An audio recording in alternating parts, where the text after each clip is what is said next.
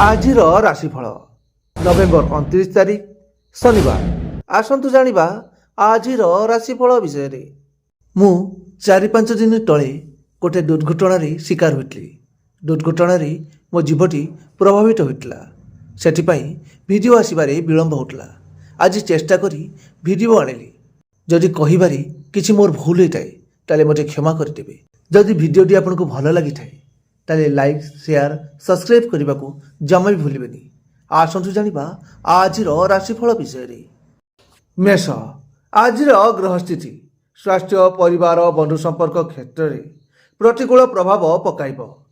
ପାରିବାରିକ ଅସ୍ଥିରତା, ଦୈହିକ ଓ ମାନସିକ ଅସୁସ୍ଥତା ଅନୁଭବ କରିପାରନ୍ତି। ବୃହସ୍ପତିଙ୍କ ଶୁଭଦୃଷ୍ଟି କ୍ଷେତ୍ରକୁ ବିଶୃଙ୍ଖଳିତ ରଖିବାରେ ସାହାଯ୍ୟ କରିବ। ତଥାପି ଆତ୍ମୀୟ କିମ୍ବା ସହକର୍ମୀଙ୍କ ମିଥ୍ୟା ଅଭିଯୋଗ ଯୋଗୁଁ ସାମୟିକ ବିଚଳିତ ହୋଇପାରନ୍ତି। ବୃଷ, ଶନି ସମେତ 4ଟି ଗ୍ରହ ରାଶିକୁ ପ୍ରଭାବିତ କରୁଥିବାରୁ ଏକାଧିକ କାମରେ ଅନୁପ୍ରବେଶ କରିବେ। ଦୂରଯାତ୍ରା ସକାଶେ ବ୍ୟବସାୟିକ କ୍ଷେତ୍ର ପାଇଁ ଅସୁବିଧା ହେବ ନାହିଁ। ଆତ୍ମୀୟଙ୍କ ଅସହଯୋଗ କଲେ ମଧ୍ୟ ସ୍ତ୍ରୀଙ୍କ ପ୍ରେରଣା, ପରାମର୍ଶ, ସହଯୋଗରୁ ଉପକୃତ ହେବେ। ଇଚ୍ଛା ନଥିଲେ ମଧ୍ୟ ପରିସ୍ଥିତି ବଶତଃ ଅଧିକ ଖର୍ଚ୍ଚ କରିବାକୁ ବାଧ୍ୟ ହେବେ। ମିଥୁନ, ପରିସ୍ଥିତି ଯାହା ହେଉନା କାହିଁକି ଆପଣ ବୃହସ୍ପତିଙ୍କ ପ୍ରଭାବରେ ସମସ୍ୟା ସମାଧାନ କରିବାରେ ସମର୍ଥ ହେବେ। କର୍ମକ୍ଷେତ୍ରରେ ଦାୟିତ୍ୱକ୍ରମେ ବୃଦ୍ଧି ପାଇବା ସାଙ୍ଗକୁ ମାନସିକ ସ୍ତରରେ ମଧ୍ୟ ଚାପଗ୍ରସ୍ତ ହେବାକୁ ପଡ଼ିପାରେ। ଆର୍ଥିକ ସ୍ଥିତି ମନ୍ଦ ନଥିଲେ ମଧ୍ୟ ପୁରୁଣା ଲୋନ୍ରେ ପରିଶୋଧ ଚିନ୍ତା ମନକୁ ଆକ୍ରାନ୍ତ କରି ରଖିବ। କର୍କଟ, ଶୁଭଗ୍ରହ ପ୍ରଭାବରୁ କର୍ମକ୍ଷେତ୍ରରେ ସମ୍ମାନ, ସଦିଚ୍ଛା ସହ ବନ୍ଧୁବର୍ଗଙ୍କ ପ୍ରିୟଭାଜନ ହେବେ। କିନ୍ତୁ ଅଶ୍ଳେଷା ବିଚାର ବୁଦ୍ଧି ହରାଇ ଅନ୍ୟମାନଙ୍କ କଥାରେ କୌଣସି କାମ କଲେ ଅସୁବିଧାରେ ପଡ଼ିବେ। ରାହୁଯୁକ୍ତ ଚନ୍ଦ୍ର କାରଣରୁ ଟେନସନ୍ ଲାଗି ରହିବ। ଏହା ସାଙ୍ଗକୁ ପାରିବାରିକ ସମସ୍ୟା ସମାଧାନ ପାଇଁ ବନ୍ଧୁଙ୍କୁ ସାହାଯ୍ୟ ମିଳିପାରେ। ସିଂହ, ରବି କେନ୍ଦ୍ର ସ୍ଥାନରେ ଅନ୍ୟ 2ଟି ଗ୍ରହ ସହ ଅବସ୍ଥାନ କରୁଥିବାରୁ କର୍ମକ୍ଷେତ୍ର ଓ ପାରିବାରିକ ସ୍ଥିତି ପ୍ରାୟତଃ ଭଲ ରହିବ। ଆଜି ଆପଣ ସମ୍ପୂର୍ଣ୍ଣ ଭାବେ ସମସ୍ୟାମୁକ୍ତ ନହେଲେ ମଧ୍ୟ ହାଲୁକା ମନେ କରିବେ। କ୍ରୀଡ଼ା, ସଙ୍ଗୀତ, ଚଳଚ୍ଚିତ୍ର ତଥା ମନୋରଞ୍ଜନ କାର୍ଯ୍ୟକ୍ରମରେ ସାମୟିକ ଆନନ୍ଦ ପ୍ରାପ୍ତି ସାଙ୍ଗକୁ ପ୍ରଶଂସିତ ହୋଇପାରନ୍ତି। କନ୍ୟା, ମୁଖ ଭାବରେ ବୁଧ ରହିଥିବା ଯୋଗୁଁ ଅପ୍ରିୟ ସତ୍ୟ କହି ସୁସମ୍ପର୍କକୁ ତିକ୍ତ କରିପାରନ୍ତି। ଆର୍ଥିକ ସମସ୍ୟା ସୁଧୁରିବା ସକାଶେ ଋଣ ସୂତ୍ରରେ ଅର୍ଥପ୍ରାପ୍ତିର ଉଦ୍ୟମ ନିଷ୍ଫଳ ହେବ ନାହିଁ। ଆପଣଙ୍କ କର୍ତ୍ତବ୍ୟନିଷ୍ଠା, କାର୍ଯ୍ୟଦକ୍ଷତା ଏବଂ ଉନ୍ନତ ଚିନ୍ତା ପଦାଧିକାରୀଙ୍କ ପ୍ରିୟଭାଜନ କରାଇବ। ସଭା ସମିତିରେ ପ୍ରଶଂସିତ ହେବେ। ତୁଳା, ଏକାଧିକ ଗ୍ରହ ଧନସ୍ଥାନରେ ରହି ବୈଶ୍ୱିକ ଅଭିବୃଦ୍ଧି ଘଟାଇ ପାରନ୍ତି। ପୂର୍ବ ପରିକଳ୍ପିତ କୌଣସି ନୂତନ କର୍ମାନବ ସକାଶେ ବନ୍ଧୁମାନଙ୍କୁ ନିମନ୍ତ୍ରଣ କରିପାରନ୍ତି।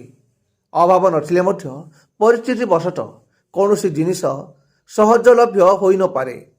ସାଂସ୍କୃତିକ କାର୍ଯ୍ୟକ୍ରମରେ ନିଜର କଳା କୌଶଳ ପ୍ରୟୋଗ କରି ଜୟଯୁକ୍ତ ହେବେ। ବିଛା, ଆଜିର ଦୁର୍ବଳ ରବି ଓ ଏକାଧିକ ଗ୍ରହ ରାଶିରେ ଅବସ୍ଥାନ କରି ମନରେ ହତାଶ ଭାବ ସଞ୍ଚାର କରିପାରେ। ବାଣିଜ୍ୟ ଓ ବ୍ୟବସାୟକୁ ଆଗକୁ ବଢ଼ାଇବା ପାଇଁ ପଦକ୍ଷେପ ଗ୍ରହଣ କରି କୃତକାର୍ଯ୍ୟ ହେବେ। କାର୍ଯ୍ୟକ୍ଷେତ୍ରରେ ପ୍ରଶାସନିକ ସ୍ତରରେ ରାଜନୈତିକ ସ୍ଥିତିରେ ସମସ୍ୟା ସମାଧାନ ହୋଇଯିବ। ଧନୁ, ଚତୁର୍ଥ ଭାଗରେ ଶନି ଷଷ୍ଠ ଭାଗକୁ ଅବଲମ୍ବନ କରି ରୋଗ, ଋଣ ଓ ଶତ୍ରୁତାର ବିଲୋପ ଘଟାଇବେ। ଉନ୍ନତମୂଳକ କାମ ବାଧାପ୍ରାପ୍ତ ହୋଇପାରେ। ଠିକ୍ ବିଚାର ବ୍ୟତୀତ ଶୁଣା କଥାକୁ ବିଶ୍ୱାସ କଲେ ଅସୁବିଧାରେ ପଡ଼ିପାରନ୍ତି। ଭୁଲ ବୁଝାମଣା ହେତୁ ପାରିବାରିକ ସମସ୍ୟାରେ ନିଜେ ସାମିଲ ହୋଇ ଅନ୍ୟମନସ୍କ ହୋଇପାରନ୍ତି। ମକର, ଗୁରୁ ଦୃଷ୍ଟ ଶନି ଯୋଗୁଁ ବୃଦ୍ଧଙ୍କ ସ୍ୱାସ୍ଥ୍ୟ ସମସ୍ୟା ସୁଧୁରିବାରେ ଖର୍ଚ୍ଚାନ୍ତ ହେବାକୁ ପଡ଼ିପାରେ।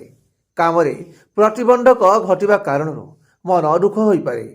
ଆଜିର ଯାତ୍ରା, ବାଣିଜ୍ୟ, କଚେରୀ ମାମଲା ପ୍ରଭୃତିରେ ସଫଳତା ମିଳିବ। ଯେତେ ଭଲ କାମ କଲେ ମଧ୍ୟ ନିଜ ଲୋକଙ୍କଠାରୁ ପ୍ରଶଂସା ବଦଳରେ ଅଭିଯୋଗ ପାଇବେ। କୁମ୍ଭ, ବୁଧଙ୍କ ଭାଗ୍ୟଭାବ ସ୍ଥିତି ଯୋଗୁଁ ଆଜି ଯାହା ଚାହୁଁଛନ୍ତି ତାହା ପାଇବାରେ ଅସୁବିଧା ରହିବ ନାହିଁ। ପାରିବାରିକ କ୍ଷେତ୍ରରେ ସମସ୍ୟା ଆସୁଥିବାରୁ ମନ ମଧ୍ୟ ଭାରାକ୍ରାନ୍ତ ରହିବ। ଆନୁଷ୍ଠାନିକ କ୍ଷେତ୍ରରେ ପଦମର୍ଯ୍ୟାଦା ବୃଦ୍ଧି ଘଟିବାର ସମ୍ଭାବନା ରହିଛି। କୌଶଳ ପ୍ରୟୋଗ କରି ଲକ୍ଷ୍ୟସ୍ଥଳକୁ ଯିବାର କୌଣସି ଅସୁବିଧା ରହିବ ନାହିଁ। ମୀନ କର୍ମାଧିପ ସ୍ୱଭାବରୁ ଅଷ୍ଟମଷ୍ଟ ଯୋଗୁଁ ନିର୍ଦ୍ଦିଷ୍ଟ ସମୟରେ କୌଣସି କାମ କରିପାରିବେ ନାହିଁ। ସମସ୍ୟା ସମାଧାନ ବେଳକୁ ଅନ୍ୟ ଏକ ସମସ୍ୟା ବିବ୍ରତ କରିପାରେ। ଆର୍ଥିକ ସ୍ୱଚ୍ଛଳତା ଓ ପ୍ରିୟ ବନ୍ଧୁଙ୍କ ସାନ୍ନିଧ୍ୟ ଲାଭରୁ ଖୁସି ରହିବେ। ବୃତ୍ତି ବାଣିଜ୍ୟ ବ୍ୟବସାୟରେ ଉନ୍ନତି ସାଙ୍ଗକୁ ଦୂର ଯାତ୍ରାରେ ସଫଳତା ମଧ୍ୟ ପାଇପାରିବେ।